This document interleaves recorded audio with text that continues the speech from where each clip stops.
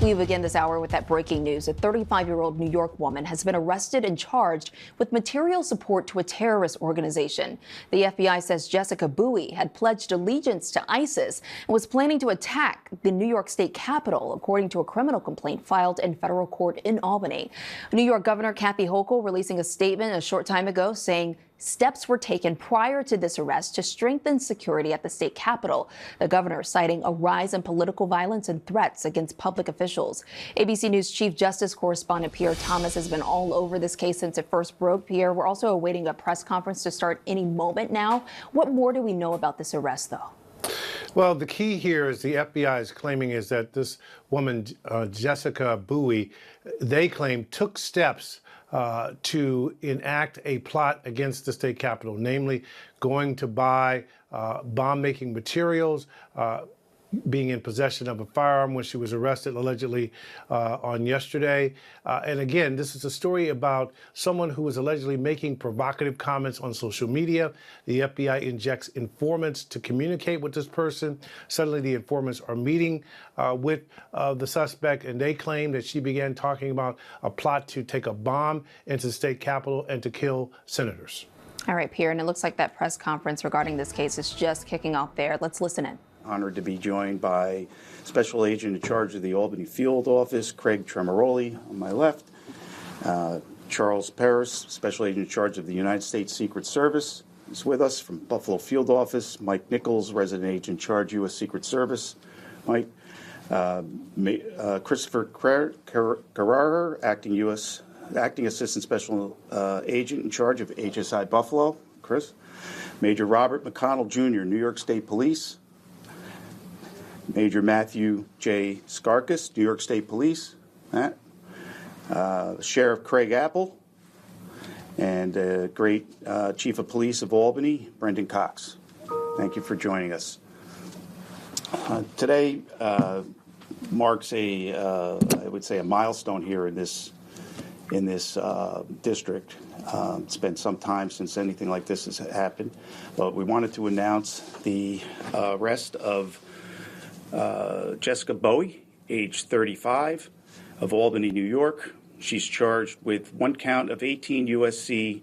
2339B, attempting to provide material support or resources to a designated foreign terrorist organization, namely the Islamic Republic of Iraq, commonly known as ISIS. On Wednesday, August 19, 2026, Bowie was apprehended by law enforcement for her actions attempting to provide material support to designated foreign terrorist organizations. Bowie had plotted to use an explosive device to attack the New York State Capitol and the New York State senators. The American people embody an enduring spirit of life, liberty, and the pursuit of happiness, values fundamentally opposed by foreign terrorists. Organizations such as this one and this defendant is accused of supporting. As alleged, this defendant was radicalized online and spread messages of hate and violence against the American people. Under the leadership of President Donald J. Trump and Attorney General Todd Blanche, the Department of Justice, along with our law enforcement partners here today, will continue to use every resource at our disposal to identify, investigate, and stop anyone who seeks to engage in terrorist acts. The charge against Bowie carries a statutory maximum prison term of 20 years, a fine of up to $250,000, and a lifetime term of supervised release. The charge in the complaint is merely an accusation. The defendant is presumed innocent until and unless proven guilty. The allegations in this complaint are deeply disturbing. That someone would harbor such hatred toward our way of life and seek to target the New York State Capitol and New York State senators, that's an attack on democracy itself, and one we will not tolerate.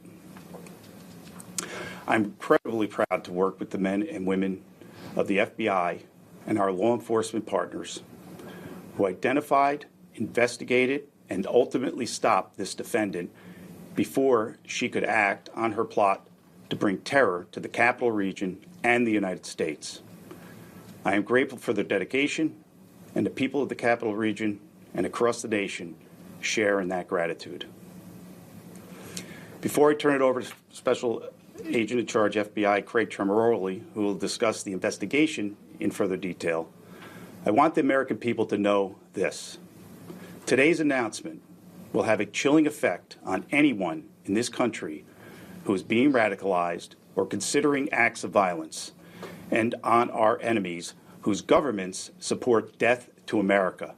We are vigilant, we are prepared, and just as we stop this defendant, we will continue to disrupt plots and protect the American people. My office looks forward to aggressively prosecuting this case and delivering justice for the American people. This time, I'd like to turn it over to Special Agent in Charge, FBI, Craig Tremaroli. Thank you to. And you were just listening live to U.S. Attorney Sarcone out of Albany, New York, giving the latest on the woman arrested in an alleged plot to attack the New York State Capitol. I want to bring Chief Justice Correspondent Pierre Thomas back in. Pierre, you were listening in. What were your big takeaways from this press conference?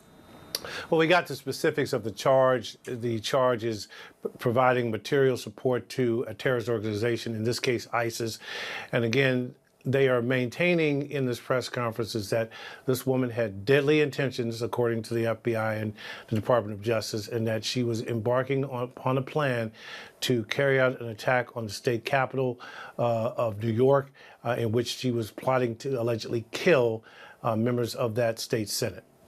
You know, Pierre, you've been covering, of course, criminal justice, the justice system, and we've talked about extensively that the Department of Homeland Security has said that the country is in this heightened state, of alert. Can you talk to me about the threat environment that law enforcement is having to wade through at this moment? Well, many of the people I talk to say it's the most heightened threat environment since 9/11.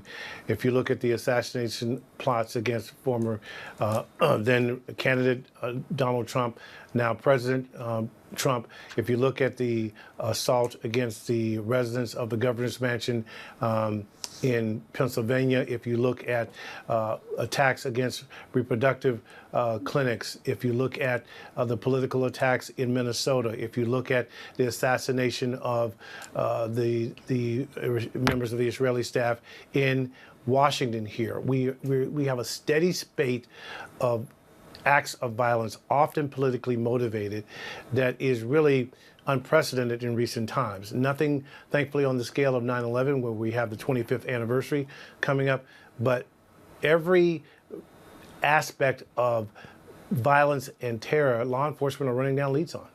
And Pierre, in the press conference, the U.S. attorney pointed out that the suspect appeared to have been radicalized online. This seems to follow a similar script in other cases that you've covered and that we've seen across the country and abroad. Indeed. Sorry about my phone ringing there. The situation here is now where law enforcement has got to look at both domestic and international terrorism simultaneously, and the tempo for both categories are extremely high. They're aware of attacks overseas. They're aware that in this case, ISIS is allegedly, through social media and various online platforms, they are radicalizing people online and getting them to try to commit acts of violence inside the United States. All right, Chief Justice Correspondent Pierre Thomas, thank you so much.